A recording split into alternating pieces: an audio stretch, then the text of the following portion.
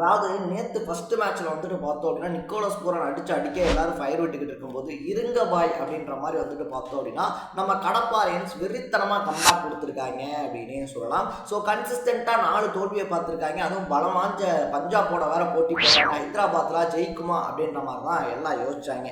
அதுக்கேற்ற மாதிரி 245 ரன் அப்படின்றது வேற டார்கெட்டாக வேற கொடுக்கப்பட்டிருந்துச்சு. அவ்வளோதான் கடப்பாரியன்ஸ் கதையை முடிச்சிட்டாங்க அப்படின்னு சொல்லும்போது நான் இருக்க வரைக்கும் எப்படா கதை முடியும் அப்படின்ற மாதிரி உள்ள வந்து அபிஷேக் சர்மா அடி அடி அடி அடி அடின்னு சொல்லி அடிச்சு கிட்டத்தட்ட 120 ரன்னுக்கு மேல, அதாவது 141 ரன் அக்யூரேட்டா அவர் ஒருத்தரே கூச்சிருந்தாப்ல அப்படின்னே சொல்லலாம். யாரா அந்த பையன் இந்த மாதிரி பேயாட்டம் ஆடுறானே அப்படின்ற மாதிரி தான் எல்லாருமே அப்படியே விழி பிதுங்கி போய் பார்த்துக்கிட்டு இருந்தாங்க. ஸோ நேற்று மேட்சை பொறுத்த வரைக்கும் சூப்பர் ஹீரோவா அபிஷேக் சர்மா உருவெடுத்து கடப்பாரன்ஸ்க்கு கம்பேக் கொடுத்துருக்காரு அப்படின்னே சொல்லலாம்.